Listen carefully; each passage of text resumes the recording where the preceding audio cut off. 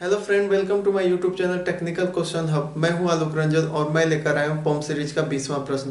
दोस्तों आज का जो ये प्रश्न है कि comparison between piston, plunger, metering and diaphragm pump. जो प्लंजर है, पिस्टन है, डायफ्राम है और मीट्रिक पंप है, इन चारों का कंपैरिजन करना है और इनके एडवांटेज, डिसएडवांटेज और इनकी लिमिटेशन हमें ज्ञात करनी है। दोस्तों ये चारों पंप जो है रेसिप्रोकेटिंग पंप के टाइप है। रेसिप्रोकेटिंग पंप में चार पंप आ रहे थे, जिसमें पिस्टन, प्लंजर, मीटरिंग और डायफ्राम थे। उसके बाद हमारा रोटरी पंप थे, तो रोटरी पंप में स्क्रू, गियर और वेन और लोब पंप आ रहे थे। तो इन जो हमारा रेसिप्रोकेटिंग पंप का ये जो चार टाइप हैं, पिस्टन, प्लंजर और मीटरिंग और डायफ्राम, इनके एडवांटेज, डिसएडवांटेज और कहाँ पे इन्हें हम यूज करते हैं, ये सभी चीज़ें हम कंपैरिजन करेंगे। इनमें डिफरेंशिएट पैदा करेंगे कि क्या है, क्या डिफरेंस है इन बेसिकली इन दोनों, इन सभी में।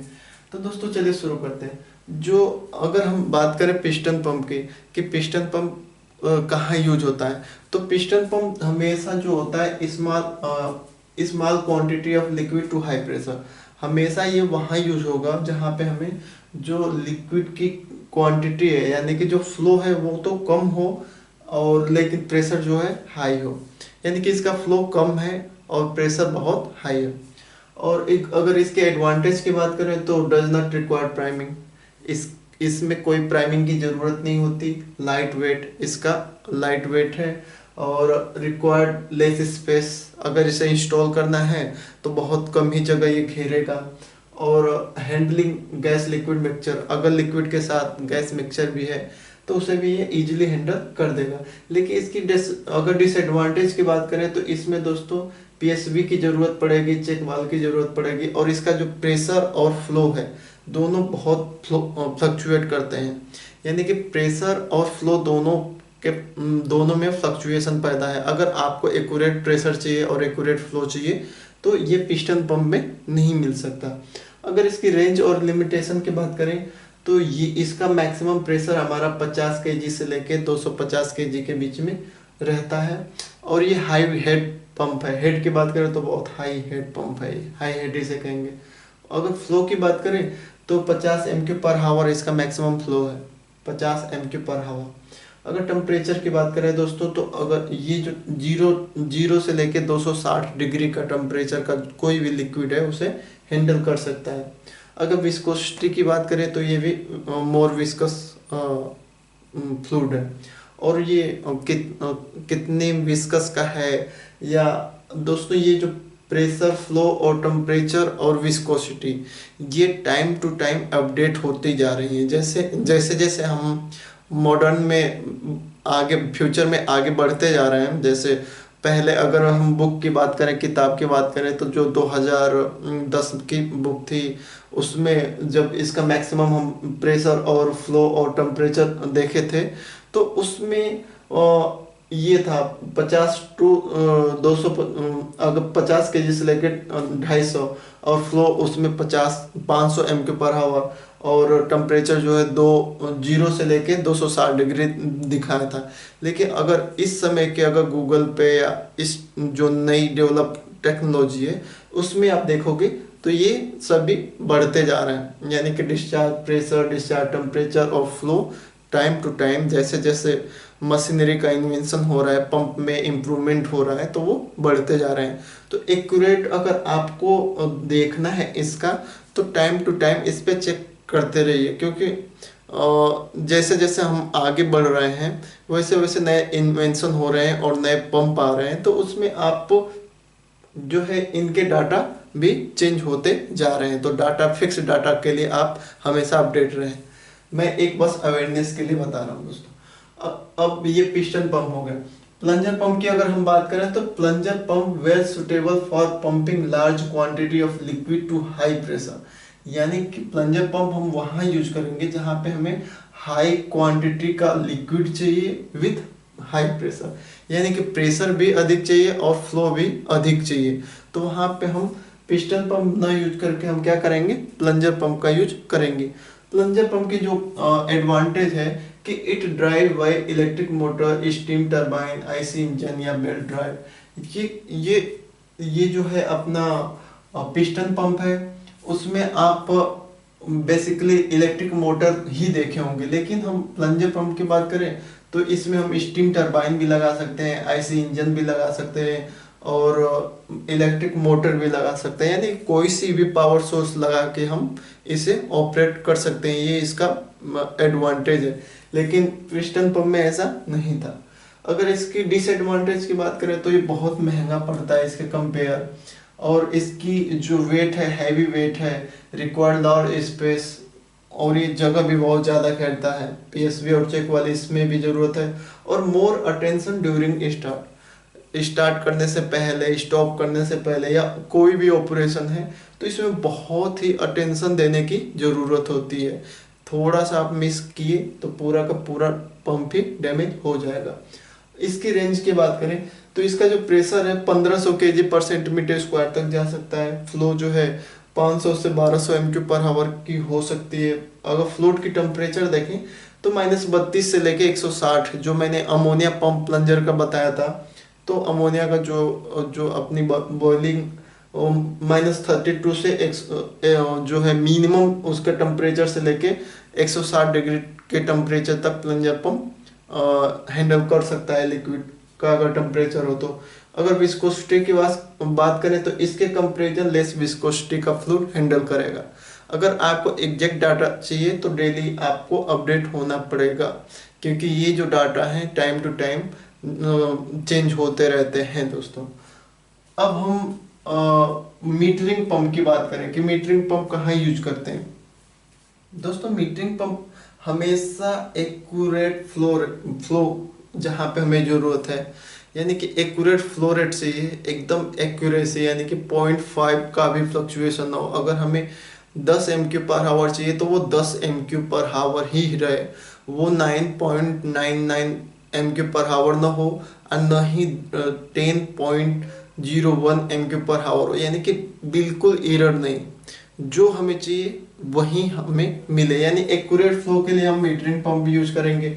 इसका एडवांटेज अगर देखें हम दोस्तों, the pump volume can be set by manually adjust the distance of the plunger या पिस्टन माउंट। इसका सबसे बढ़िया जो एडवांटेज है वो ये है कि आप मैन्युअली इसके फ्लो को एडजस्ट कर सकते हो कि कितना हमें फ्लो रखना है, वहाँ पे आप मैन्युअली उसे एडजस्ट कर सकते हो, जबकि पिस्टन और प्लंजर में ऐसा नहीं कर सकते। वहाँ पे मैनुअली आप नहीं कर सकते, वहाँ पे आप उसके आरपीएम पे या वीएफडी जो है वेरिएबल फ्रीक्वेंसी ड्राइव की हेल्प से उसके फ्लो को एडजस्ट कर सकते हो। लेकिन यहाँ पे जो है आप इसे मैनुअली जाके कितना फ्लो रखना है, कितना कम या ज़्यादा आप कर सकते हो। ये इसका बिग एडवांटेज है। इसकी डिसएडवांटेज की बात करें तो maintenance cost very high and very complicated design. इसकी जो डिज़ाइन है, या अगर ये ख़राब हो जा रहा है तो इसके ऑपरेटिंग कास्ट जो है या मेंटेनेंस चार्ज है बहुत ज़्यादा होता है, क्योंकि बहुत कॉम्प्लिकेटेड डिज़ाइन है और उसे मेंटेनेंस में भेजते हैं तो मेंटेनेंस, और एक तो सबसे ज़्यादा ये मेंटेनेंस को जाता है, यानी कि मेंटेनेंस कॉस्ट की मैक्सिमम होती है। इसकी लॉन्ग लाइफ भी नहीं है, बहुत कम लाइफ है। इसकी अगर प्रेशर की बात करें तो ये 240 या 241 kg के आसपास का प्रेशर या उससे अधिक का बना सकता है। और ये हाई हेड पंप है दोस्तों, इसे भी हाई हेड की कैटेगरी में रखा जाएगा। और अगर फ्लो की बात करें तो 0.2 लीटर MQ पर हावर से लेके 0.2 लीटर पर हावर से लेके 2600 लीटर पर हावर तक का ये फ्लो दे सकता है। अगर विस्कोसिटी की बात करें तो ये वो आल टाइप विस्कोसिटी, जैसे लेस विस्कोसिटी के लिए भी है और मोर विस्कोसिटी के लिए भी हाई है, मतलब डिजाइन है। इसके बारे में जब आप इसके टाइप देखोगे तो इसके टाइप में पिस्टन और प्लंजर भी मीटरिंग पंप के उसके माउंटिंग पे डिपेंड करते हैं। तो उस केस में ये दोनों विस्कोसिटी लो विस्कोसिटी के लिए भी है और लेस विस्कोसिटी के लिए। नेक्स्ट हमारा आता है दोस्तों diaphragm pump. It is use for a toxic corrosive suspended solid. ये हमेशा वहाँ यूज होगा जहाँ पे लिक्विड जो है बहुत टॉक्सिक है, कोरोजिव है और सस्पेंडेड सॉलिड है उसमें। ये ये क्यों है दोस्तों टॉक्सिक और कोरोजिव लिक्विड? जैसे HCl है, HCl पंप जो होते हैं वो, उसमें अगर आप उसके डायफ्राम न लगा के आप सेंट्रीफ्यूगल पंप नॉर्मल लगा दे रहे हो जो हाई कंसंट्रेटेड के, तो HCl जो है बहुत, हाइड्रोक्लोरिक एसिड जो है उसका नेचर नेचर जो होता है एक तो टॉक्सिक है और कोरोजिव भी है। वो पूरा उसके इम्पेलर को आयरन जो है, आयरन का या कोई भी एमओसी जो सस्पेंड सॉरी एसएस का जो बना होता है, स्टेनलेस स्टील या किसी भी टाइप की एमओसी है, तो वो उसे रिएक्ट करके इम्पेलर को डैमेज कर देगा। और कोई अगर टॉक्सिक या कोरोजिव है तो उसमें जो अपने इस जो एसएस के हैं या किसी भी अदर मेटल के अगर हम पंप यूज करेंगे तो तुरंत उसे डैमेज कर देगा। लेकिन यहाँ पे हमारा जो डायफ्राम पंप है इसमें रबड़ रबड़ की एमओसी या प्लास्टिक की एमओसी होती है। तो रबड़ जो आप जानते हो दोस्तों, ये इस पे रबड़ पे जो है कोरोजन बहुत कम होता है। तो इसलिए जहाँ पे कोरोजिव और टॉक्सिक लिक्विड का यूज हमें करना है, हैंडल करना है, वहाँ पे हमें डायफ्राम पंप का यूज करना पड़ेगा। इसके कुछ एडवांटेज देख लें तो ये भी सेल्फ प्राइम है और रेगुलेट, और इसके भी जो फ्लो जो है उसे हम इजीली रेगुलेट कर सकते हैं, यानी कि इसके फ्लो को हम रेगुलेट कर सकते हैं। और सेल्फ प्राइमिंग है। अगर इसके इसका डिसएडवांटेज देखेंगे तो इसमें मेन जो डिसएडवांटेज है वो है प्रेशर और टेम्परेचर का। दोस्तों ये रबड़ और प्लास्टिक की जब डायफ्राम है तो उस केस में अगर हम बात करें तो आप जानते हो कि रबड़ की जो मैक्सिमम टेम्परेचर झेलने की है वो कम ही है, लगभग 150 या 250, मैक्सिमम 180 डिग्री का जो है डायफ्राम झेल सकता है टेम्परेचर। तो जहाँ पे मैक्सिमम टेम्परेचर, मैक्सिमम प्रेशर की ज़रूरत है वहाँ पे हम इसे यूज नहीं करेंगे। ये ओनली वहीं यूज होता है जहाँ पे हमें हमारा जो लिक्विड है वो या तो टॉक्सिक हो या कोरोजिव हो, तो उस केस में हम इसे यूज कर सकते हैं। तो इसका डिसएडवांटेज आपको पता चल गया। अगर इसके प्रेशर की बात करें तो दोस्तों 8.6 बार मैक्सिमम इसका जाता है, और टेम्परेचर वही है 120 से 160 या 150। और विस्कोसिटी की बात करें तो इसकी विस्कोसिटी हाई विस्कस के लिए भी यूज होता है, सस्पेंडेड सॉलिड के लिए भी यूज होता है। अगर फ्लो की बात करें तो एक गैलन पर मिनट से लेके ये 275 गैलन पर मिनट तक इसका जो फ्लो है हो सकता है। तो दोस्तों ये एक छोटा सा व्यू है जिसमें अगर आपको कोई पूछे कि पिस्टन पंप कहाँ यूज करेंगे, प्लंजर पंप कहाँ यूज करेंगे, मीटरिंग पंप कहाँ यूज करेंगे और डायफ्राम पंप कहाँ यूज करेंगे, तो आप उसे ये बता सकते हो कि हाँ पंप जो है कोई भी एग्जांपल लेकर के, जैसे डायफ्राम है तो जहाँ पे लिक्विड का नेचर टॉक्सिक या कोरोजिव वहाँ पे यूज करेंगे, या जहाँ पे हमें हाई प्रेशर और हाई फ्लो रेट चाहिए तो वहाँ पे हमें प्लंजर पंप यूज करेंगे। तो एक छोटा सा ये है। और आपको फिर से मैं बता दूं कि दोस्तों ये जो लिमिटेशन और रेंज है, जैसे जो डाटा है इस समय का अवेलेबल जो डाटा है या आगे जो अवेलेबल डाटा है, तो उसमें चेंजेस आते रहेंगे। जैसे पहले जो है यही अगर डायफ्राम पंप की बात करें तो इसकी जो मैक्सिमम टेम्परेचर थी वो 120 तक थी। 120 से ज़्यादा ये टेम्परेचर झेल नहीं पाता था और तुरंत जो है सिकुड़ जाता था, यानी बर्निंग हो जाती थी उसकी अगर ज़्यादा टेम्परेचर देते थे तो।